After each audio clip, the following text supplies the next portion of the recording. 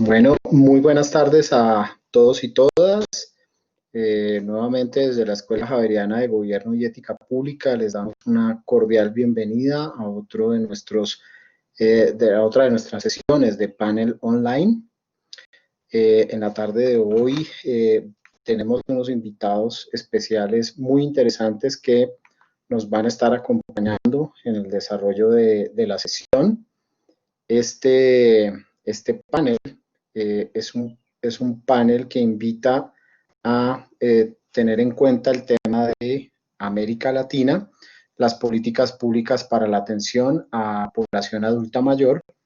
Evidentemente está relacionado a los temas que circundan la crisis sanitaria actual que vive no solo el país, sino el mundo, pero queremos aterrizar el tema y concentrarnos un poco más en el tema de cómo la región ha venido evolucionando de cara a estas problemáticas que son no coyunturales, sino que son problemáticas estructurales en relación a la atención a la población adulta mayor. En la tarde de hoy contamos con dos personas que han venido trabajando con una profundidad muy interesante la temática y voy a pasar a presentarlos. Por un lado, tenemos al doctor Carlos Alberto Cano Gutiérrez. El doctor Cano es médico cirujano de la Pontificia Universidad Javeriana de Bogotá y médico geriatra, graduado en la Universidad Complutense de Madrid. Actualmente es profesor titular y director del Instituto de Envejecimiento de la Universidad Javeriana, además de jefe del servicio de geriatría del Hospital Universitario San Ignacio en la ciudad de Bogotá. Es el presidente del Comité Ejecutivo de la Academia Latinoamericana de Medicina de Adulto Mayor, autor de más de 70 publicaciones relacionadas y realizadas por pares académicos. Ha sido presidente en 2 oportunidades de la Asociación Colombiana de Gerontología y Geriatría.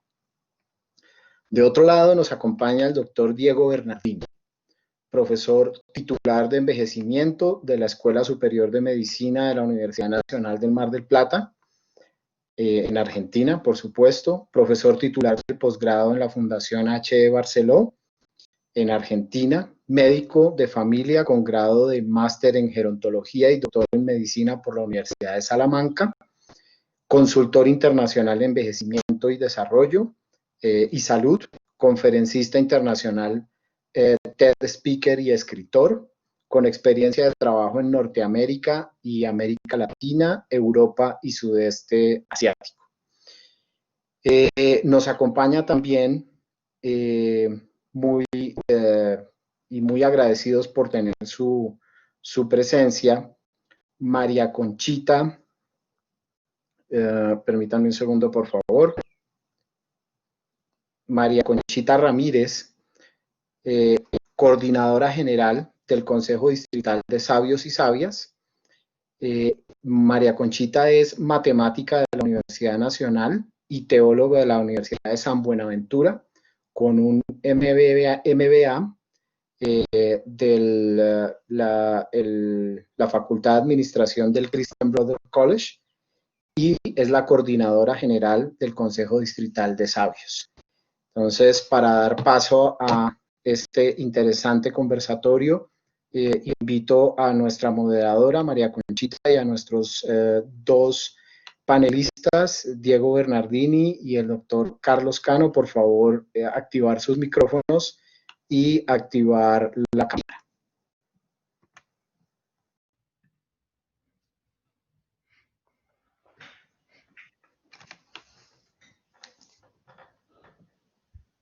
María Conchita. Ya abrió la pantalla para el micrófono. Muy buenas tardes para todos. Pierre, muchísimas gracias por esta hermosa invitación y esta oportunidad de participación. Para mí es inmensamente grato y todo un honor compartir con Diego Bernardini y con Carlos Cano, unas personas que son de mi absoluto respeto y reconocimiento, a quienes también agradezco que estén presentes en la discusión de las condiciones de las personas mayores en América Latina. Hablar de política pública tomaría un tiempo largo, un tiempo difícil, de discusión bastante complicada y llena de matices. Considero que Diego es un experto en el manejo, los ha conocido, las ha sufrido también y evidentemente ha sido una persona que procura y está en esa lucha por conseguir cosas mejores para las personas mayores y que ojalá se den a través de las políticas públicas. Diego tiene una excelente visión de lo que pueda estar pasando en América Latina. Por eso queremos escucharte, Diego, para que nos cuentes cómo ves tú esta situación. Bueno, ¿qué tal? Buenas tardes a todos. Un saludo y un abrazo muy fuerte desde Ciudad de México. Un gusto estar compartiendo con ustedes, un gusto escucharte y volver a sentirte tan cerca, más allá de la distancia, María Conchita. Pierre, muy agradecido por tu apoyo en lo que es toda la logística, organización y recepción de este encuentro. Y por supuesto, querido Carlos, un gusto enorme poder compartir, enriquecerme y aprender de lo que voy a escuchar también de vos en este diálogo. Bueno, en primer lugar, yo, teniendo en cuenta un poco la limitación de tiempo que tenemos, decidí ordenar un poco las ideas en 4 aspectos que podremos ir desarrollándolos en la medida del diálogo y con la profundidad que el tiempo también nos permita, ¿no? Yo creo que lo primero que tenemos que hacer, y respondiendo a tu inquietud, María Conchita, es un poco establecer un análisis de situación, lo que los médicos hacemos, un diagnóstico, digamos, un punto de partida para saber dónde nos encontramos, ¿no? Hoy América Latina es una región que es extremadamente diversa, pero que tiene algunas características que nos permiten un poco tener en claro qué es lo que nos está rodeando y sobre todas las cosas lo que va a venir por delante. Tenemos una región que está caracterizada por una gran desigualdad desde el punto de vista de ingresos, por ser la más urbana desde el punto de vista de dónde habitan nuestros habitantes, por tener una edad promedio más joven, estamos en aproximadamente 21 años, promedio bastante más joven que lo que es, por ejemplo, Europa con 24, y en este momento tenemos cerca de 8 millones de personas mayores de 60 años que requieren de algún tipo de ayuda para lo que llamamos las actividades básicas de la vida diaria. Estos 8 millones hoy representan un 11% de la población que tenemos aquí en nuestra región, según datos muy recientes del Banco Interamericano de Desarrollo, pero lo que es interesante es que en el 2050, o sea, dentro de 30 años, que en términos demográficos, en términos históricos, pasan extremadamente rápido, ese 11% se va a transformar en un 27%, lo cual nos habla de un cambio que realmente manifiesta un envejecimiento completamente acelerado. De la mano de este envejecimiento hay que considerar que más cantidad de personas mayores implica una mayor prevalencia de enfermedades crónicas no transmisibles. Y con esto también estamos hablando de un mayor grado de dependencia. Y en esto ya estamos empezando a focalizar en aspectos que me gustaría que podamos también desarrollar en el transcurso de la charla, que es que en nuestra región apenas el 0.5% de las personas mayores están ingresadas en residencias de cuidados de larga estancia, en asilos o en hogares, contra, por ejemplo, un 5 o un 6% que encontramos en otras regiones como Europa o Norteamérica. Les doy un dato para que ustedes tengan una idea. Aquí en México, de cada 100 personas mayores que requieren cuidados, apenas uno de esas 100 personas pagan por esos cuidados. ¿Qué significa esto? Esto significa que no solo en México, sino en gran parte de nuestra región, por no decir la mayoría de nuestros países, el cuidado radica en nuestra propia familia, fundamentalmente en mujeres. Entonces, para finalizar esta idea, si hoy pensamos el futuro de mediano, de corto plazo en nuestra región, en América Latina, tenemos que pensar que va a ser una región con mayor cantidad de personas mayores, donde además estamos teniendo cada vez menos hijos y donde cada vez, con el paso del tiempo, vamos a tener menos mujeres por el hecho de que están involucradas en el trabajo, en el mercado laboral, y esto nos va a acarrear menos mujeres para establecer lo que hoy llamamos ese cuidado familiar, donde en promedio entre el 70 y 85% del cuidado radica no solo en mujeres, sino en mujeres del círculo familiar primario. Hablamos de esposas, hablamos de hijas o hablamos de hermanas. Por último, lo interesante de todo esto, como una megatendencia global, es que sabemos que el cambio climático con los modelos que hay puede afectar ciertas condiciones de vida, sabemos que la innovación tecnológica también va a afectar cierto desarrollo, escuchamos que el mercado laboral va a cambiar. Pero cuando hablamos de las personas mayores, sabemos que esto va a ocurrir, es una certeza. Y esto va a ser un driver muy importante para lo que tiene que ver los próximos 30 o 40 años de nuestra sociedad. Con esto termino la primera idea. Muchas gracias.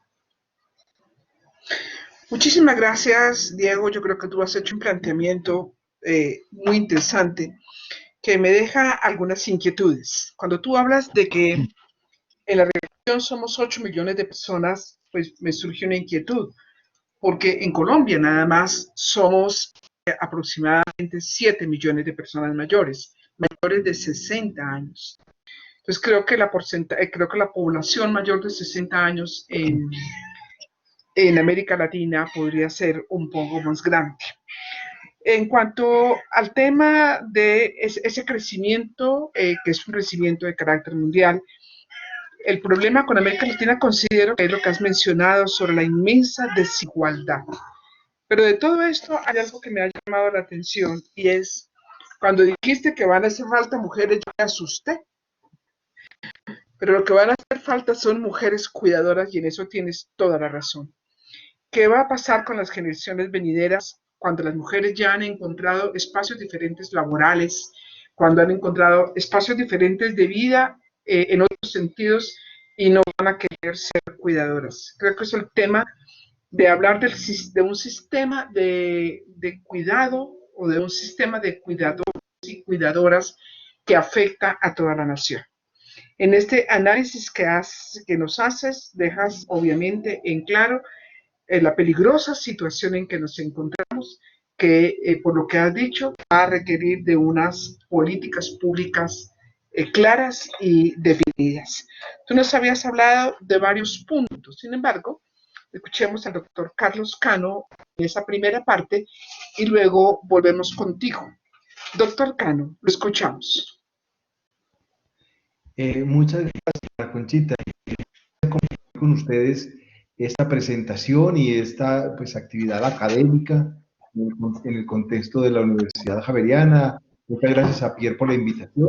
Yo quisiera simplemente, dentro de esta discusión académica y muy agradable, porque tengo un experto al frente, que eso me llena de compromisos, hablar un poco del marco conceptual desde la sociedad civil, es decir, desde la sociedad civil se viene hablando desde ya en sus múltiples reuniones de las declaraciones en diferentes contextos y de dejar en claro las necesidades que tenemos dentro de la propia región. Desde luego, desde la Declaración de Santiago, desde el 2003, hasta la última declaración de Ipacaraí en Paraguay, pues se han podido vislumbrar, digamos, las necesidades plasmadas en documentos y en incumplimientos, que no reflejan más que la necesidad de una región de sus situaciones particulares, como es, digamos, el concepto de seguridad social como un derecho humano fundamental, la seguridad económica y de previsión social, y otros elementos como el derecho al trabajo, la situación de salud, la pobreza y el cuidado. Digamos que el cuidado ya han hecho referencia y creo que es un tema preocupante e interesante a su vez, preocupante pues porque está dentro del marco, del contexto de que el cuidado parte de la mujer, pero a su vez la mujer que más cuida es la mujer pareja o la mujer anciana, que también está con limitaciones funcionales y que en algún momento pues son los estados que deberían ir en esa misma línea, ¿no? Y es por eso que, digamos, dentro de ese contexto de la Organización Mundial de la Salud y lo que ha hablado hacia la década del envejecimiento saludable 2020-2030, pues se han hablado se habla de unas prioridades en esta década que es, desde luego, pues la capacidad de innovar en la construcción de la salud de las personas mayores y la capacidad, digamos, dentro de discernar diseñar desde la política pública una salud dirigida a las personas mayores que tengan una mayor fortaleza y que tengan desde luego la respuesta a estas problemáticas que se han implementado y pues sin entrar dentro de ese decálogo de las 10 prioridades que se necesitan para el envejecimiento saludable, pues fuera de la parte educativa y de investigación, destacaría el concepto de los cuidados y especialmente del cuidado a largo plazo dentro de un escenario de la región que necesita desarrollarse porque estamos en unas necesidades muy, muy importantes. Y yo lo destacaría también dentro de lo que es la propia realidad en lo que estamos viviendo de la pandemia del COVID-19, donde tenemos grandes inequidades y situaciones que están así demostrando lo distinta que puede ser la región, y luego en una segunda oportunidad, si es el caso, podría mostrar algunos datos, pero lo que sí podría decirles es que, a modo de ejemplo, sí, digamos, en nuestro país, en Colombia, cuando alguien es sintomático respiratorio adulto mayor, dentro de esto, pues las pruebas del PCR las está haciendo el Estado y está obligado a hacerlo y lo hace. De hecho, esa es una de las cosas positivas que tenemos actualmente. Pero, por ejemplo, en Perú lo están pagando desde las propias personas, desde sus propios recursos, y son pruebas que pueden ir por encima de los 300 o 400 dólares, es decir, lo hace inviable, y es por eso que están usando pruebas rápidas que son un poco más baratas, pero que no son ajustadas a las necesidades y al diagnóstico, sino al seguimiento. Así que planteamos inequidades dentro de la propia región que nos están llevando a que los adultos mayores, dentro de ese porcentaje de pobreza que tenemos, y que yo estoy seguro de que va a aumentar. Yo estoy desafortunadamente pensando en que esta crisis no solamente va a impactar a los países, sino que vamos a tener más problemas de pobreza incluso dentro de la población adulta mayor. Así que pues le doy la palabra a María Conchita para que siga en su coordinación, y si me da la oportunidad al final de hablar un poco de lo que está pasando en la pandemia dentro de la región, pues me tomaría unos 2 o 3 minutos para explicarlo. Adelante, María Conchita. Gracias, Carlos, muy amable. Creo que comenzamos a encontrar un contexto amplio en las coincidencias que nos expone Diego, que nos expone Carlos Cano. Unas coincidencias que nos hablan de regiones diversas, y entonces comenzamos a ver en qué nos parecemos, porque podemos saber en qué nos diferenciamos. Y lo que ha venido quedando claro es que no una de las cosas en las que nos parecemos es en el absoluto desamparo y el desconocimiento de los derechos humanos de la persona mayor.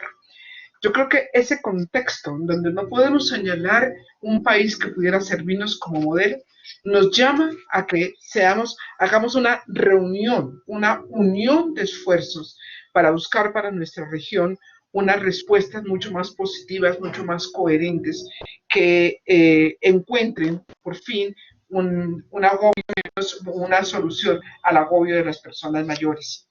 Ambos han mencionado todo el tema de las diferentes conferencias y las declaraciones que se han hecho, y cuando uno se sienta a leerlas con cuidado, pues no podemos dejar de reconocer el esfuerzo de las organizaciones civiles y de la CEPAL y de la OEA y de la ONU, pero la pregunta que nos hacemos es ¿de qué han servido?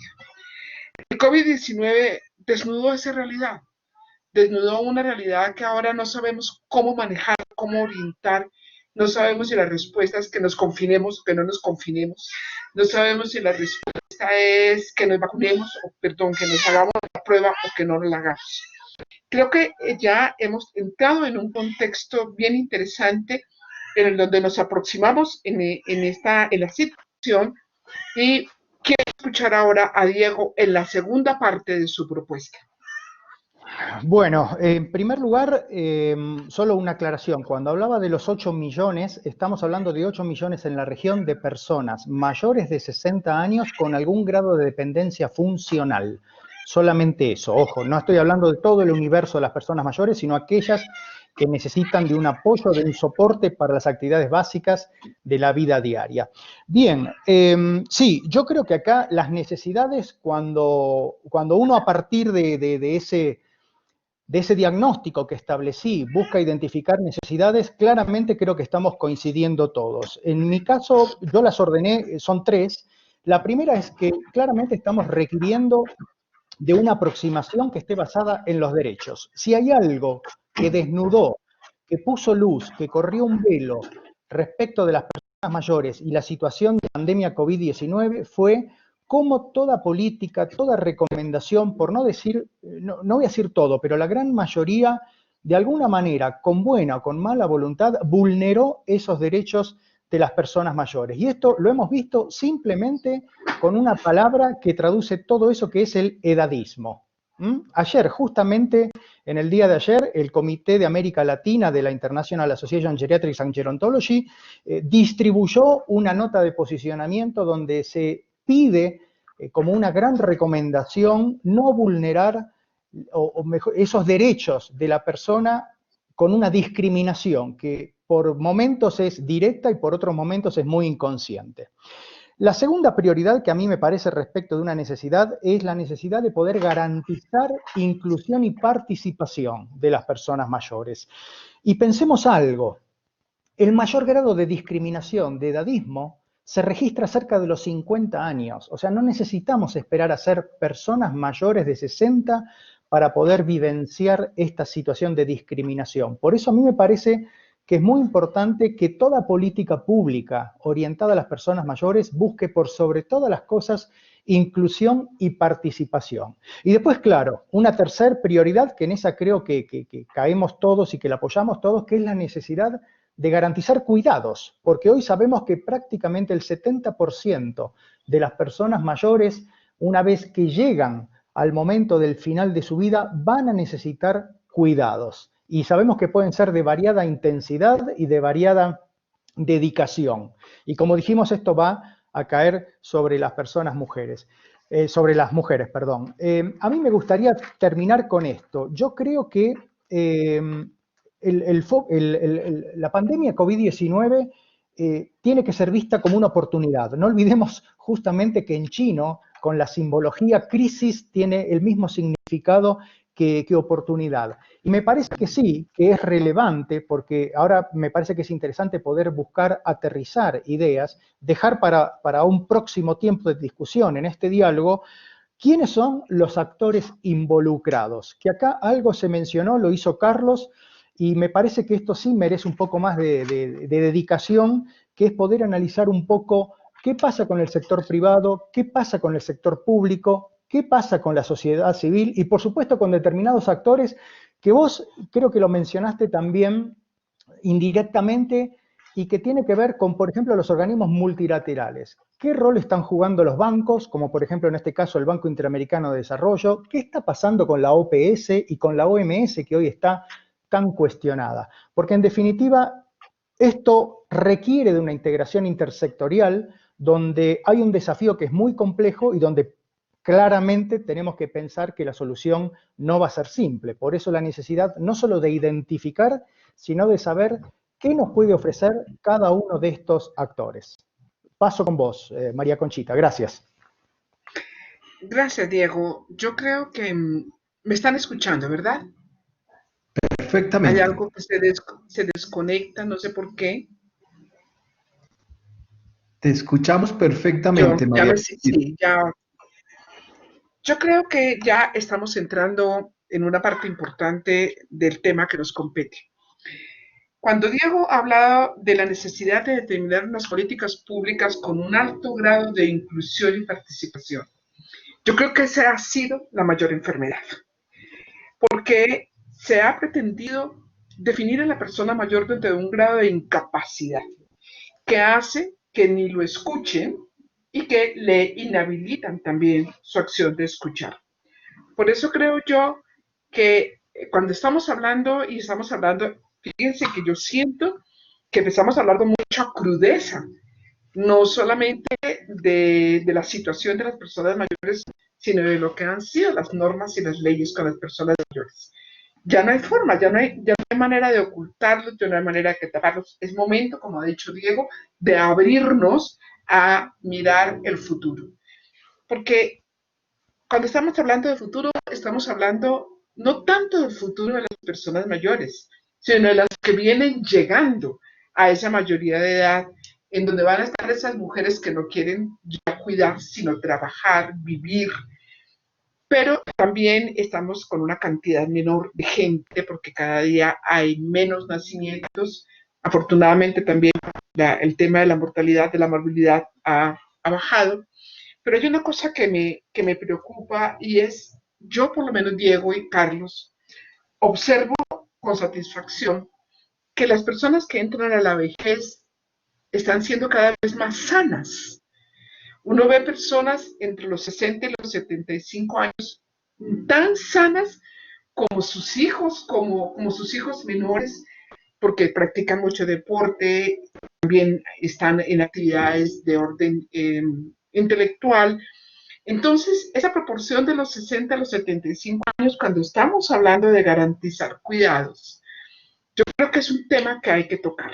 Es un tema que ustedes me han oído a mí y es que estamos hablando de una vejez larga, de una vejez de 40 años.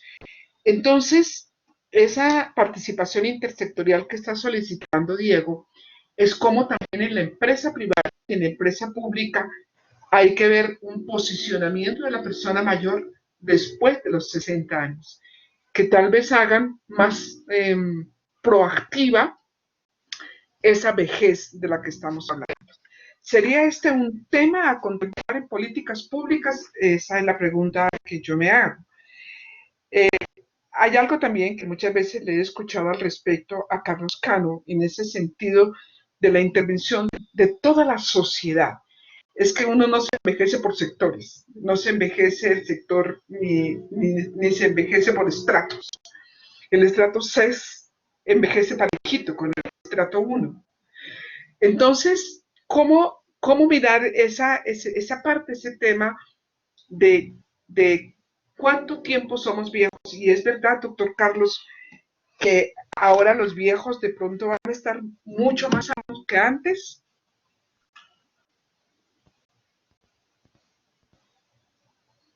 Doctor Cano.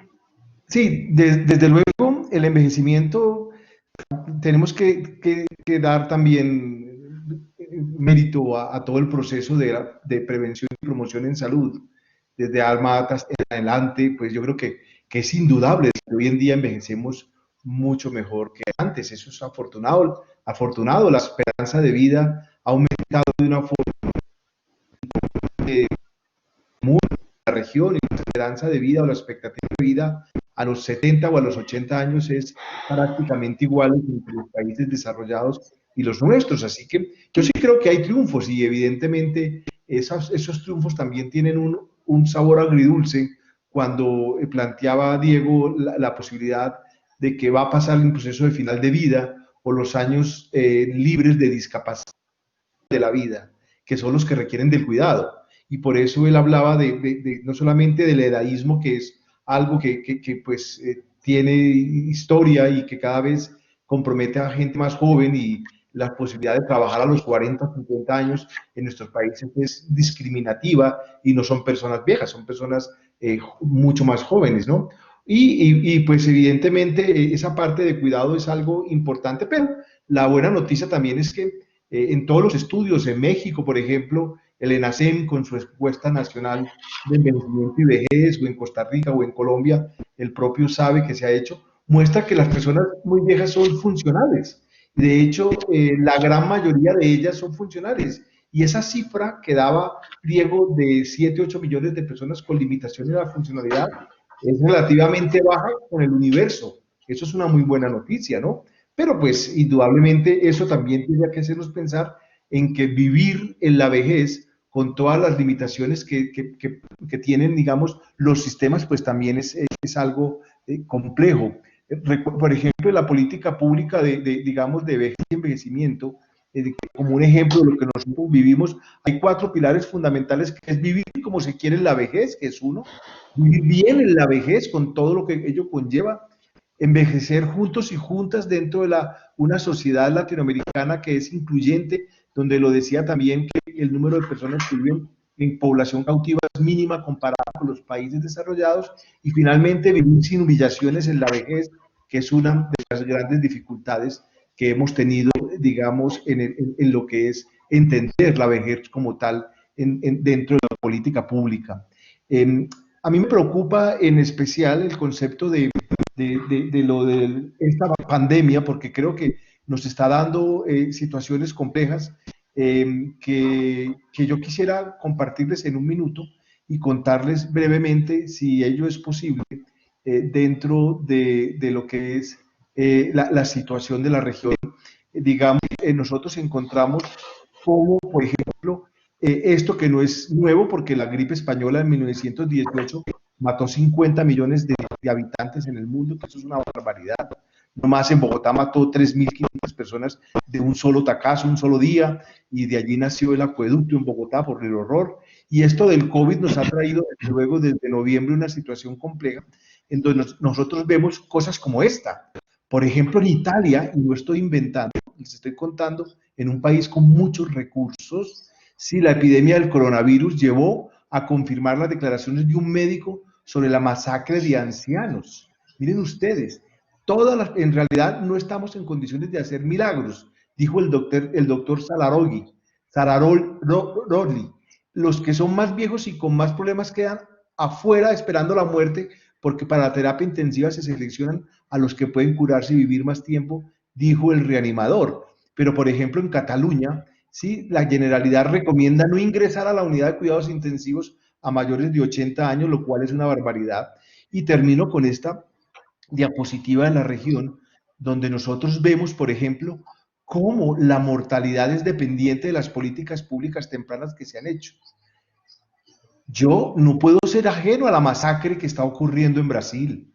Miren ustedes esta línea amarilla de muertos en Brasil, y obviamente esa mortalidad se debe a las políticas que ha tomado su presidente, ignorando una situación de una pandemia que se había anunciado y que por supuesto ha desconocido hasta la fecha.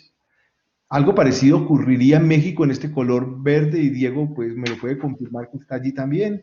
Y pues países como Perú, por ejemplo, pues también tienen cifras de mortalidad que están coherentes con la política pública que se ha tomado. Y miren ustedes cómo Argentina, Chile y Colombia tienen todavía unos escenarios muy alentadores donde la curva es plana, y sí que tenemos una curva plana donde nuestro sistema de salud es capaz de soportar lo que es esta crisis, y con nuestra pobreza en recursos, pues tenemos ocupaciones entre el 60 o el 70%, que es mucho menos de lo habitual, y esta situación en los próximos meses. Y por supuesto no discriminar la entrada a cuidados intensivos o a un hospital por la edad, sino más bien por esta propuesta que, para resumirlo, nosotros hablamos del anciano robusto, es aquel sano que puede tener 90 años y de ninguna manera ser discriminado, o el paciente frágil que también tiene derecho a ingresar. Esto es un algoritmo que quien esté interesado lo podemos compartir, o aquel que tiene un proceso de final de vida o enfermedades que son de corta expectativa, donde entran a cuidados paliativos, y por supuesto es un esquema mucho más generoso que no es dependiente de la edad, sino de la funcionalidad. Les recuerdo que este último punto tan solo corresponde al 5% de la población. Así que era algo que quería mostrarles. Desde luego, las realidades son mayores, pero el tiempo no lo permite. Así que le doy la palabra a María Conchita para que nos siga moderando en su excelente función. Gracias, Carlos, muy amable. Tú has mencionado los aspectos contemplados en la política pública. Y yo en este momento recordaba que esos temas de vivir como se quiere, vivir bien, corresponden a una definición que dio la Corte Constitucional de lo que es dignidad. Y yo creo que es uno de los aspectos más vulnerados al hacerle tanto desconocimiento como se le ha hecho a la persona mayor. Sin lugar a dudas, cuando miramos tus gráficas nos preocupamos, porque además sabemos que no se está diciendo la verdad en muchos países, que la realidad está siendo más cruel, pero la pregunta que nos sigue abordando es ¿por qué fueron las personas mayores las que llevaron la peor parte? La pregunta que me haría es ¿por qué son viejos o porque fueron viejos abandonados a su suerte? ¿Es realmente la vejez una simbología de debilidad, de fragilidad, de enfermedad? ¿O ahí tenemos que devolvernos a mirar todo el efecto de las políticas públicas? Ese imaginario que ya no es un imaginario, sino es una realidad, nos abordó hoy. Y tenemos que no empezar a cambiar los imaginarios, sino a cambiar esas visiones reales, porque el mundo quedó expuesto a esta y a muchas pandemias. Entonces, cuando hablamos de políticas públicas, estamos hablando de derechos, estamos hablando de normas, pero estamos hablando básicamente de acciones gubernamentales. Lo que nosotros vimos en Perú, lo que vimos en Brasil, lo que vimos en México, no afecta tanto, no es tanto el tema de las políticas públicas, sino de las acciones de los gobiernos. Las políticas públicas se hubieran podido poner a funcionar y a lo mejor hubieran funcionado, pero ¿estaban los gobiernos dispuestos a hacerlo? Posiblemente en Colombia hemos corrido con un poquito más de suerte y ha habido como algo de coherencia y ha disminuido un poco el efecto, pero en otros países no ha sucedido. Entonces, el llamado está, primero, eso yo, a destruir esos imaginarios y detenernos en las visiones reales. ¿Y qué visiones reales realmente corresponden? Mi pregunta vuelve a ser esa. Doctores queridos, ¿acaso ser viejo significa inevitablemente estar enfermo y ser frágil? Doctor Bernardini.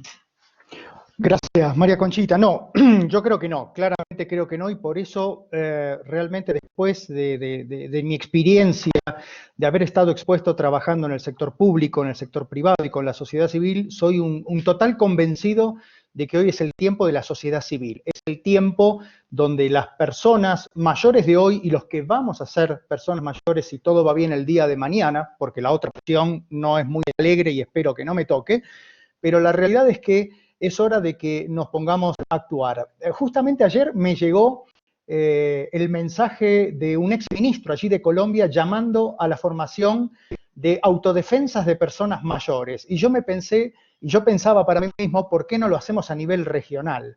Yo creo que hay un marco político que nos ampara, que se inició en el año 2005, con lo que fue el marco político de acción del envejecimiento activo, que puso en agenda desde la Organización Mundial de la Salud ciertas necesidades, como esto que mencioné antes, que es la participación, la inclusión de las personas mayores. Después creo que tuvimos un punto muy interesante con el reporte de la misma Organización Mundial de la Salud, cuando el director era el australiano John Berg, de lo que fue el envejecimiento saludable. Y yo creo que hoy ya tenemos que dejar paso un poquito para este llamado a la acción de la sociedad civil, que es lo que de alguna manera yo coloco a título personal y que con gran sorpresa me encontré que fue muy bien recibido por gran parte de la comunidad científica, pero también la comunidad de la sociedad civil, que es lo de la nueva longevidad, donde de alguna manera lo que buscamos es que estas personas mayores de hoy y los que vamos a hacer el día de mañana, ayudemos un poquito a transformar la sociedad. Vos lo dijiste, hoy prácticamente estamos viendo que no hubo ningún país preparado para poder hacer frente a esta pandemia. Vemos que las mejores gestiones políticas, o casualidad, fueron en países que estuvieron liderados por mujeres. Y también vemos, casualmente en nuestra región, que el país que mejor está llevando adelante la gestión de esta pandemia es el país que tiene el Sistema Nacional de Cuidados mejor armado, mejor financiado y mejor establecido desde el año 2015, que es Uruguay. Entonces, a mí me parece que estamos asistiendo a una crisis de liderazgo brutal, que es lo que está ocurriendo con los gobiernos a nivel de la región. Personalmente creo que Carlos habló muy bien del tema de Brasil. Yo creo que el presidente Bolsonaro va a terminar en prisión. Brasil tiene historia de expresidentes encarcelados. Creo que a Manuel López Obrador le va a pasar lo mismo. En Argentina estamos asistiendo a una pérdida de credibilidad y de confianza muy fuerte en nuestro presidente, y lo que estamos viendo es que el sector público, el gobierno en sí mismo, actúa demasiado tarde. ¿Qué pasa con el sector privado? Bueno, son los primeros que han visto esta situación de transformación de las personas mayores, pero así todo, apenas el 26-30%, según estudios de la consultora internacional del Boston Consulting Group o de la unidad de inteligencia del Economist, muestran que el sector corporativo ha pensado en esta franja. Y bienvenido en este caso Airbnb, que también forma parte de este panel, porque es una de las muestras del sector privado que se ha interesado. Y no querría dejar pasar dos instituciones más, porque tienen mucha impronta y porque muchas veces las personas esperan con ansia esfuerzos que después no se materializan. Estoy hablando primero de la OPS, una OPS que hoy no tiene un asesor regional de envejecimiento, que la última persona que estuvo en ese cargo renunció después de 2 años, que tiene problemas de financiamiento y serios problemas de visión estratégica como institución.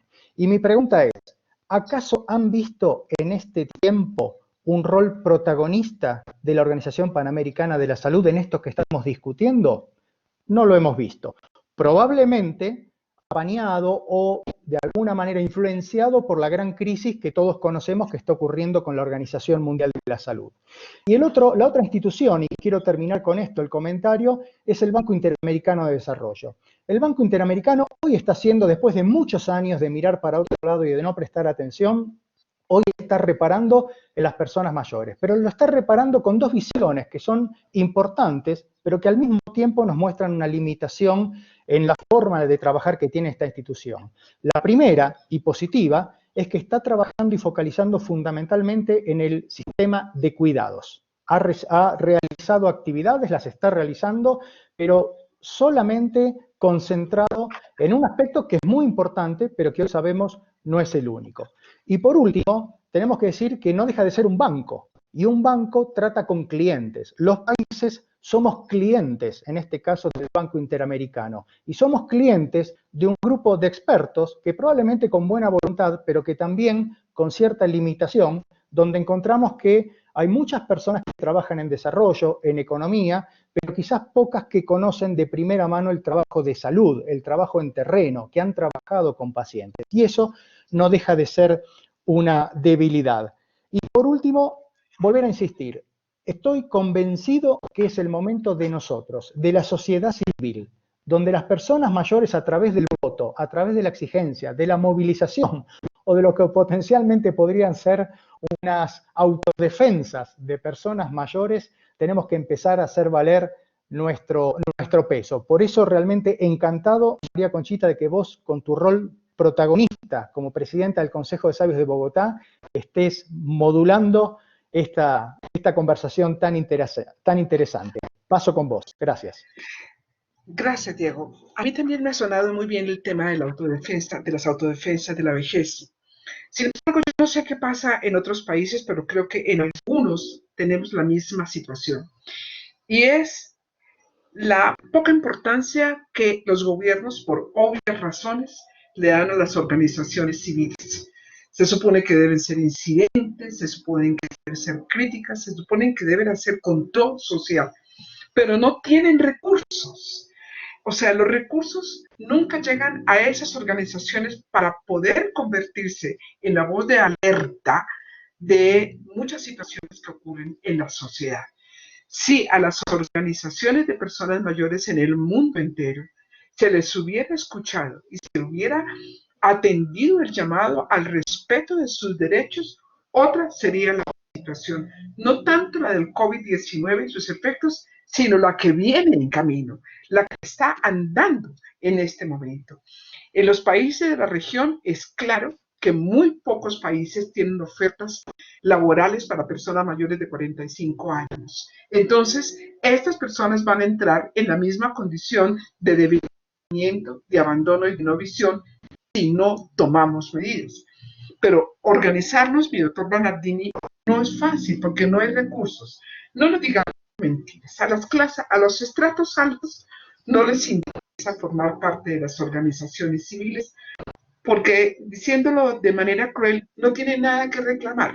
Están bien. ¿Dónde debe surgir la autodefensa? Es en esos estratos donde tenemos que empezar a reclamar los derechos que nos están haciendo falta en salud, educación, ingreso seguro, proyectos productivos. A mí me parece que esa sería una excelente medida, especialmente para abordar lo que usted tan maravillosamente ha tocado en sus libros sobre la nueva longevidad. Y me encanta saber que estamos haciendo el reconocimiento a las mujeres, no como mujer, pero también creo que aquí en Bogotá, de alguna manera, la mujer que lidera Bogotá en este momento ha dado la pauta de defensa en que Colombia ha podido detenerse un poco y no estar a la cabeza de las cifras infantes. Eso, en ese punto, pues creo que vamos encontrando esos saberes. Ahora bien, usted había mencionado que quería tratar 4 temas. Después de la garantía, creo que son las transformaciones de las que nos estaba hablando. El llamado de atención tan serio que le está haciendo las organizaciones Panamericana y Mundial de la Salud, que nos han demostrado, también han quedado desnudos lo poco que les importa la población mayor y la salud de la población mayor. Pero en todo esto y en lo del BID, yo me hago una pregunta, después de la experiencia que tuvimos aquí en Bogotá. ¿No será que la población mayor del mundo será la responsable de dinamizar las economías de estos países? ¿No será que se está desperdiciando un valor importante que allí está? ¿No será que si no les interesa el cumplimiento de derechos por respeto, se entusiasmen por interés? Para eso, ¿qué habría que hacer? Tanto en el tema de políticas públicas como en el tema de derecho de salud. Quiero preguntarle al doctor Cano, ¿qué cree él que se debería hacer en el respeto a los derechos de la salud de las personas mayores para que se incorporen dinámicas activas y vuelvan a poner o ayuden a poner en movimiento las economías de los países? Usted sabe que aquí en Bogotá, aquí en Colombia, se ha demostrado que el gasto de las personas mayores es muy, muy alto. Es muy importante la economía, pero no se reinvierte en la persona mayor. Se queda dinamizando una economía para otros, pero no para la persona mayor. En el tema de salud, ¿qué cree usted, doctor Cano, que debemos hacer con la persona mayor para mantener ese dinamismo que aporte a las economías? Sí, pues excelente la pregunta. Creo que también el tiempo nos ataca a todos porque tenemos una presentación de 5 minutos de una colega, pero basándome en la pregunta y siendo muy concreto para optimizar el tiempo, yo creo que no podemos olvidar que la salud es un derecho fundamental y algunos países no lo reconocen como un derecho fundamental, que es lo que a mí me preocuparía, porque realmente si nosotros miramos, las personas deberían tener acceso a la salud en cualquier escenario, independiente de su edad e independiente de su situación social y económica. Entonces, pues es ese derecho fundamental, pero existe también un imaginario de que los ancianos son costosos en salud y realmente los ancianos no son costosos en salud. Lo que es costosa es la discapacidad y es a lo que tenemos nosotros que dirigirnos. Es decir, nosotros tenemos que dirigir, es decir, es tan costoso un niño discapacitado como un anciano discapacitado. Es decir, ese es el gran problema y creo que la salud, siendo un derecho fundamental, debería estar incluida en cualquier parte del transcurrir vital y en cualquier etapa de la vida. Y es así como los adultos mayores, ¿sí?, que tienen enfermedades crónicas, por ejemplo, o enfermedades especiales como el cáncer, que no es exclusivo de ellos, pues deberían ser atendidos en ese mismo contexto. Pero a su vez existe un concepto, digamos, de que los adultos mayores no son productivos y resulta que son altamente productivos hacia la sociedad, no solamente desde el punto de vista laboral activo, que ya de por sí lo son, sino de lo que contribuyen a la sociedad, a la familia y al funcionamiento de todos nosotros dentro de este contexto tan amplio. Creo que es un tema que daría para otro webinar amplísimo y que desde luego mi respuesta está enfocada hacia entender que podemos desmitificar ese concepto y llevarlo a su realidad absoluta, cuál es la que acabo de explicar. Gracias, doctor Cano. Quiero pedirte que ya vayamos cerrando el webinar con la última parte que tú tenías en tu presentación, que yo creo que ya son las propuestas, y más que las propuestas, los llamados de atención que vamos a hacer en el tema de mejores políticas públicas de la vejez. Gracias, María Conchita. Sí, primero yo creo que como relación de todo esto que se habló ahora, creo que es claro que este momento de pandemia que estamos viviendo va a condicionar no solo la sociedad, sino va a condicionar el gobierno. A mí me gusta utilizar el ejemplo de que creo que esta pandemia va a ser para el mundo lo que fue para Estados Unidos el 11 de septiembre, donde cambiaron muchas cosas, sí, cambió todo, no. Entonces yo creo que sí, que esto va a cambiar. Creo que para sintetizar y ya ir cerrando la charla de mi parte, toda política pública que pensemos, porque primero hay que pensarla y después implementarla, hay aspectos que no pueden ser pasados por altos. Y yo hice una lista de cinco puntos muy rápidos, que es primero, toda política pública para personas mayores tiene que tener una aproximación de género. El futuro es femenino. A medida que tenemos más personas mayores, la proporción de mujeres es más grande, las que cuidan sabemos que son las mujeres, por eso me parece que las mujeres tienen que estar presentes muy fuertemente en toda política que se haga, porque además tienen mayor expectativa de vida, tienen mayor grado de dependencia y además requieren, por tanto, de mayor cuidado. Creo que tenemos que focalizar en un segundo punto muy fuerte para nuestra región, que es una mirada urbana. Nuestras comunidades, básicamente en nuestra región, son fundamentalmente de ciudades pequeñas, medianas y grandes. Nuestros mayores, o las personas mayores, porque no son nuestras, no me las quiero apropiar, pero las personas mayores viven en ciudades. El tercer punto importante, las minorías. No tenemos que excluir a aquellas personas mayores con pobreza o en situación de vulnerabilidad. Recordemos que sacando países como Chile, Argentina o Uruguay, que tienen larga tradición en protección social formal y que por lo tanto hace que esas personas mayores puedan estar cubiertas por una pensión, en el resto de los países prácticamente no existe. Por lo tanto, la persona mayor está sujeta a y condicionada a una situación de pobreza, vulnerabilidad. Por supuesto, no dejar de lado y considerar fuertemente los pueblos originarios y claramente las minorías LGTBI. Me parece que tenemos que pensar también, cuando hablamos de cuidado y política pública, las familias, sobre todo porque sabemos que el deterioro cognitivo está presente y cuando uno trata el deterioro cognitivo, no solo trata al paciente, sino que trata a la familia. Y por último, que este marco del derecho que estamos viendo, y veo que alguien preguntó por la Convención Interamericana, que es algo que todavía es un esfuerzo muy temprano, pero que ya asienta jurisprudentemente con ciertos casos, tiene que manifestarse de otro punto de vista. Yo creo que los derechos, como bien decías al inicio, María Conchita, respecto de la dignidad, de la ética, de una situación de oferta colaborativa, donde se ofrezca y no se imponga, y donde por sobre todas las cosas se le dé voz a las personas mayores. Tenemos que pensar en calidad, y pensar en calidad de vida significa un cambio desde lo cuantitativo, donde muchas veces pensamos en años de vida, en expectativa de vida y demás.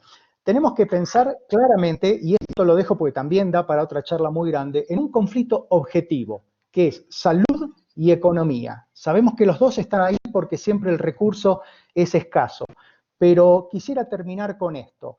Más peligroso que un médico hablando de economía es dejar a los economistas que hablen de salud. Yo quisiera, para finalizar, que esta nueva normalidad de la cual se está hablando nos obligue a unas nuevas miradas, nos obligue a una redefinición de la mano de nosotros, los que ya pasamos la segunda mitad de la vida, para poder establecer un tiempo de nueva longevidad donde no tengamos que depender de mandatos que muchas veces surgen de manera vertical, sino que nuestra voz pueda modular todo tipo de política pública que se busque implementar. Voy a vos, María Conchita, muchas gracias. Muchísimas gracias. Creo que, como decía Carlos, el tiempo nos corre y nos acosa. Creo que han quedado muchísimas cosas en el tintero para discutir, pero que ha sido importante abrir este debate. Y lo que quiero afirmar es que se viene un nuevo dilema en la conformación de las políticas públicas, en el que para nuestra región la Convención Interamericana de Derechos Humanos será definitiva. Son 27 nuevos derechos que habrá que analizar y que deben aparecer en las políticas públicas de todos los países de nuestra región, de los que han aprobado y de los que no han aprobado. Y no podemos perder de vista los objetivos de desarrollo sostenible que obligan a todos los gobiernos de las Naciones Unidas, a todos los gobiernos de los países de las Naciones Unidas. Es algo que hay que mirar con sumo cuidado porque hay que romper esa fractura que se ha hecho desde el punto de vista poblacional de aislar a la población de la persona mayor y volver a reincorporarla socialmente con respeto, con dignidad y sobre todo con una inmensa capacidad de escuchar toda la sabiduría que se encierra en tantos años de vida y que no olvidemos nunca que finalmente es una deuda que todos los países y los menores de 60 años tienen con la población vejez. Doctor Cano, muchísimas gracias. Diego, también muchísimas gracias. Un placer verlos a los dos. Y quedamos en manos de Pierre, por favor, para que tú defines lo que sigue. Bueno, muchísimas gracias a los tres, María Conchita, a ti por la sabia orientación de esta interesante sesión y este conversatorio. Diego, muchísimas gracias por tus luces, por tu experiencia, por compartir con nosotros todos estos años de trabajo en estas temáticas tan interesantes. Igualmente a Carlos, como director del Instituto de Envejecimiento de la Universidad Javeriana, muchísimas gracias por haber compartido con nosotros esta tarde. Vamos a dar paso a resolver un par de preguntas de las que nos han venido planteando los asistentes a esta sesión a través del chat. Y acá, rompiendo un poco el protocolo, María Conchita, y aprovechando toda la experiencia que tú tienes acerca del tema, te voy a incorporar como una de las respondientes frente a las preguntas que nos plantean los participantes. La primera pregunta nos la plantea Luis, quien infortunadamente no incluye un apellido. Nos dice, ¿cómo avanzar en la transformación de imaginarios alrededor de la vejez, teniendo al Estado como generador de políticas públicas? Yo creo que uno de los factores más importantes para romper los imaginarios está en los medios de comunicación. Los medios de comunicación tienen un lenguaje y lamentablemente la opinión se conforma mucho alrededor de los medios de comunicación, hoy en día incluidas las redes sociales. Una de las pruebas más fehacientes fue cuando nuestro presidente nos llamó abuelitos y obviamente la avalancha de respuestas que se vino es inmensa. Pero fíjense ustedes que en el imaginario del presidente eran los abuelitos. Y los culpables de eso, pues somos todos con nuestro lenguaje, pero fundamentalmente los medios de comunicación. Yo he hecho una campaña en la que muchas personas me han seguido de que las personas mayores somos esas personas que pasamos los 60 años. No somos de la tercera edad porque todavía nadie me ha podido explicar qué es la tercera edad. Cada persona tiene su propia definición. Y no somos abuelitos porque, como le dije un día a un concejal, yo no soy abuelito, sino de mis nietos. No le permito a nadie más que me diga abuelita. Si me quieren llamar vieja, háganlo con cariño, por favor. Yo creo que ese es el primer paso para el rompimiento de los imaginarios. Y exigir con firmeza a los funcionarios públicos que no nos digan, que no nos achiquiten, ¿no? Viejitos, un mercecito, no. Que nos llamen con respeto y que reconozcan que somos personas mayores. Y en cuanto a incidir en el gobierno, yo creo que la respuesta nos la dio el doctor Bernardini. Hagamos las autodefensas de la persona mayor. Como sociedad civil, expresémonos y tratemos de organizarnos cada vez con mayor fuerza. Muy bien, María Conchita, muchas gracias. Para Carlos, ¿qué papel juega la Convención Interamericana sobre los Derechos para las Personas Mayores en la transformación de la realidad actual de este grupo poblacional?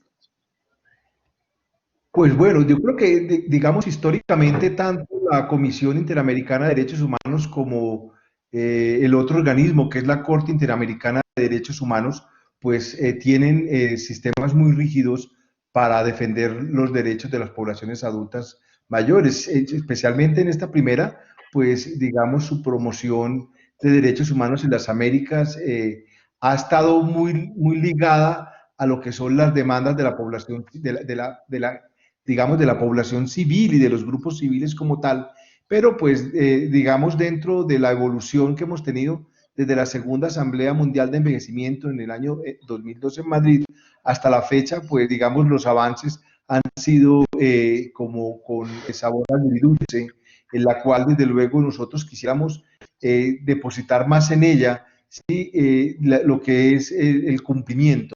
Yo me uno a esa preocupación de Diego en que la OEA y otras entidades que dirigen estos organismos tienen desde luego no solamente crisis financieras, sino crisis de identidad y situaciones en las cuales pues a veces se politiza muchísimo el avance en los derechos humanos y en los derechos de la población adulta mayor.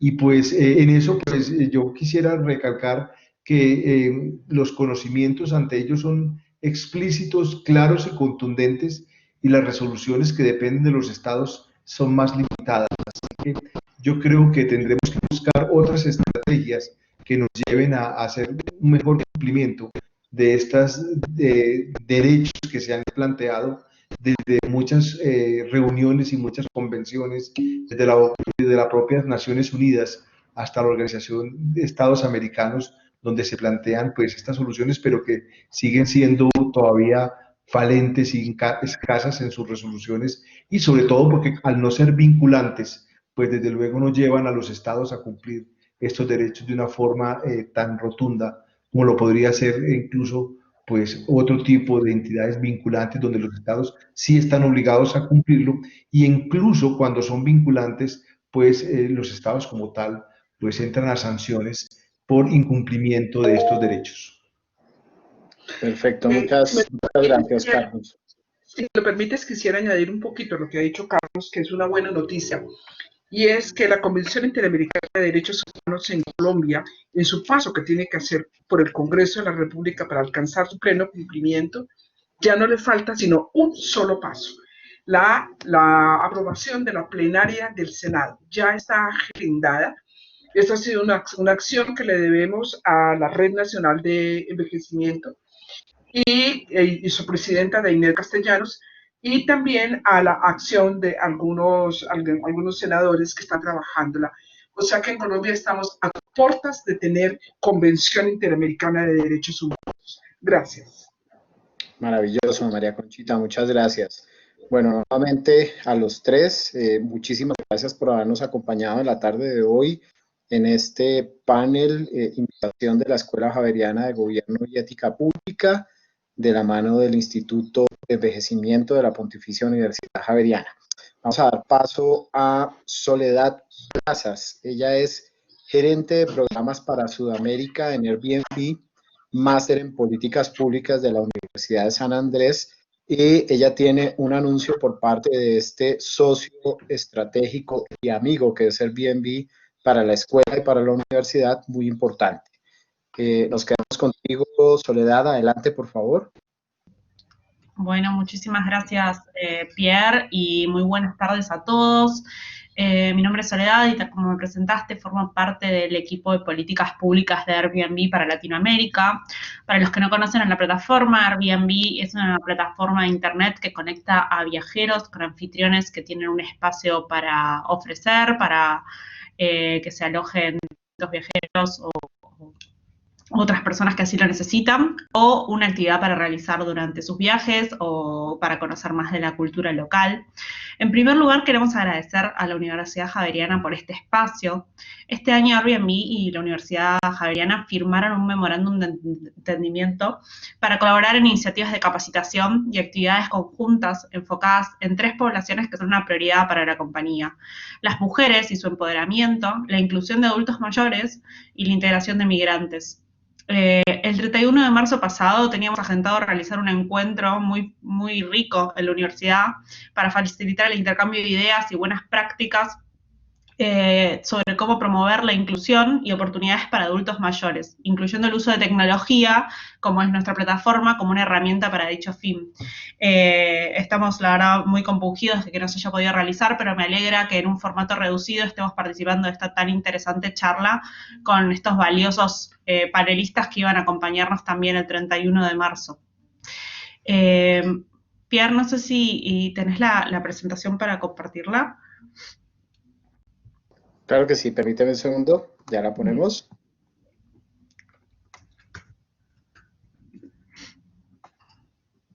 Perfecto, mientras tanto les puedo ir contando que existen más de 400.000 anfitriones de más de 60 años en Airbnb en todo el mundo. Y gracias a la tecnología que Airbnb les provee oportunidades para obtener ingresos adicionales y superar la soledad y el aislamiento, vinculándose con personas de todo el mundo y generando nuevas relaciones. Entonces, si bien compartir un espacio por Airbnb se volvió una fuente de empoderamiento económico y actividad para la población adulta mayor, en este momento, por las razones que son de público conocimiento y como discutieron los expertos en la charla, los viajes y la hospitalidad se encuentran en pausa en este momento, así que les robamos 5 minutos de esta charla para presentarles un programa que busca colaborar con las políticas públicas orientadas a combatir la pandemia del COVID-19. ¿Puede ser la próxima? Ya estás en pantalla. Sí, puede ser la... Ah, perdón, ahí no estaba viendo. Perfecto, muchas gracias. Un segundo. Bueno, como bien les comentaba, Airbnb es una plataforma que trabaja de una manera colaborativa con distintos actores y en este momento creemos que para salir de esta crisis el mundo necesita un gran trabajo en equipo. Si querés la próxima, Pierre. Y mientras que la mayoría de las personas estamos agradecidos por el trabajo del personal médico y de respuesta a esta pandemia, muchos médicos están pasando por situaciones muy desagradables mientras arriesgan su vida todos los días y la vida de sus familias, por situaciones en las cuales se los discrimina o se sienten inseguros. Próxima, por favor. Muchas gracias. Entonces, como parte de nuestro compromiso, quisimos ayudar a las ciudades y los pueblos donde operamos y sobre todo a Colombia, que hoy nos necesita más que nunca. Entonces, ¿cómo estamos ayudando? Justamente lanzamos el programa que les voy a presentar a continuación, que es el programa de alojamientos para el personal de emergencia, que tiene como objetivo proporcionar estadías gratuitas o con descuento para profesionales de la salud y voluntarios, para que se puedan alojar lo más cerca posible de las zonas donde están trabajando,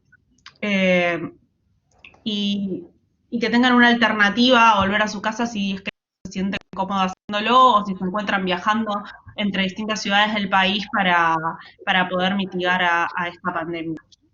Entonces, concretamente, en la próxima, ¿sí puede ser?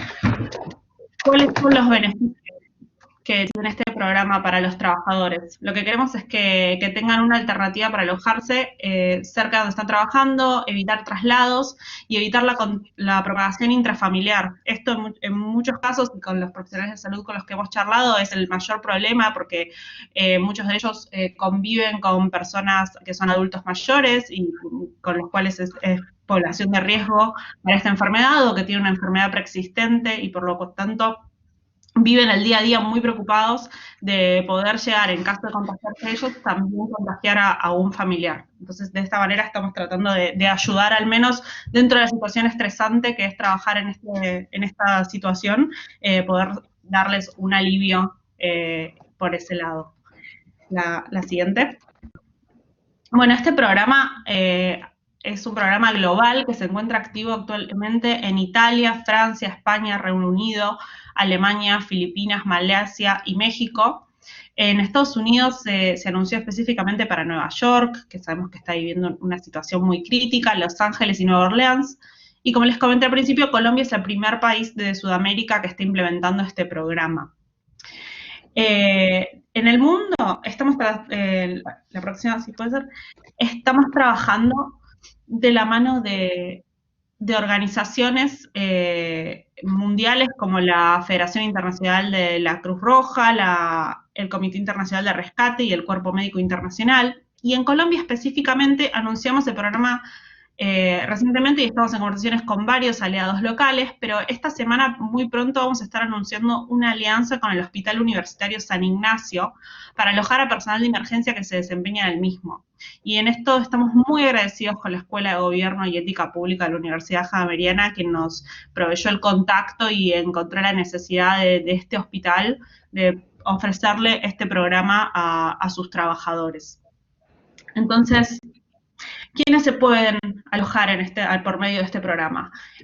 Profesionales médicos, personal de enfermería, proveedores de atención médica, pero también personal de primeros auxilios, equipos de operaciones y gestiones de emergencias, trabajadores de socorro, oficiales de policía y bomberos, protección civil y voluntarios de las organizaciones. Así que no es un programa que esté solo orientado a personal médico, sino es todo el personal de respuesta que está en este momento en la calle tratando de combatir esta pandemia. ¿Quiénes pueden ofrecer su alojamiento para ellos? Bueno, tanto anfitriones particulares de Airbnb como hoteles que están ofreciendo sus habitaciones en la plataforma, específicamente en Colombia. Esta es una iniciativa muy novedosa y que han decidido colaborar con este programa poniendo a disposición los edificios enteros para ellos en este momento. Y esto me lleva a compartirles algunas consideraciones muy importantes sobre el programa, sobre cuáles son los lugares elegibles, porque quizás cuando se los presenté la primera pregunta que se hicieron es la seguridad de estos lugares, ¿no? Entonces, hay algunas características de limpieza que se deben tener en cuenta para participar. Para empezar, que los lugares elegibles son solo casas enteras o con entrada independiente y edificios completos, como les comentaba en el ejemplo de los hoteles. No aceptamos en este momento casas o apartamentos con entradas compartidas por una cuestión de seguridad, por lo que no puede vivir otra persona que no sea personal médico o de respuesta que esté participando del programa en el alojamiento. Y otras consideraciones de seguridad están ligadas a la limpieza, que son obviamente temas muy importantes, por eso todos los anfitriones que participan del programa tienen que seguir pautas que ya les compartimos a ellos, basadas en el Instituto el CDC de Estados Unidos y también tomando pautas del Ministerio de Salud de Colombia. Y entre ellas es importante destacar que deben pasar 72 horas entre cada reserva de un personal de respuesta y otra para que los anfitriones le puedan dedicar tiempo a hacer una limpieza correcta y profunda a sus espacios. Y finalmente, como esto es un trabajo en equipo, desde nuestro lado, la plataforma puso primero a disposición a la iniciativa, está trabajando con los gobiernos locales y con distintas organizaciones, pero para colaborar aún más, la plataforma obviamente no cobra ninguna comisión por las primeras 100.000 estadías en el mundo de este programa. Y además en Colombia específicamente está apoyando con un reintegro por los gastos de limpieza de $50 por cada reserva a todos aquellos que pongan su espacio en el programa de manera gratuita. Esto es, bueno, eso es una pequeña muestra de cómo pueden hacer nuestros anfitriones para poner sus espacios, pero la verdad es que le queremos agradecer muchísimo a la Universidad Javeriana por este espacio y esperamos nuevamente en otras circunstancias poder compartir y debatir en talleres y espacios de capacitación sobre cómo los adultos mayores pueden insertarse en este mercado que la verdad los ayuda muchísimo a resolver espacios de soledad, a resolver problemas económicos, a mantenerse activos. Si bien en este momento nos tenemos que centrar en otras iniciativas, porque esta pandemia nos toca a todos y queremos colaborar para ello, estamos muy deseosos de seguir trabajando a futuro en estas temáticas. Muchas gracias. Soledad, muchísimas gracias. En efecto, así será. Desde la Escuela Javeriana de Gobierno y Ética Pública estamos a la vanguardia de este tipo de iniciativas y en Airbnb hemos encontrado un socio estratégico maravilloso con el que hemos podido impulsar este tipo de programas. Diego, muchísimas gracias por sacar este espacio de tu tiempo y acompañarnos. Carlos, doctor Carlos Cano, muchísimas gracias nuevamente por haber compartido todo su conocimiento y experiencia en esta tarde. María Conchita, muchísimas gracias por haber logrado este espacio en esa apretada agenda como coordinadora del Consejo de Sabios del Distrito. Gracias de verdad por habernos acompañado, Soledad y Nicolás Sforzini, quien también hace parte del equipo de Airbnb. Muchas gracias a todos, a los correos a través de los cuales hicieron la inscripción, les estará llegando la grabación de esta sesión. Muchísimas gracias de parte de la escuela, de parte de la Universidad Javeriana. Siempre estaremos aquí para ustedes. Que estén muy bien y buenas tardes.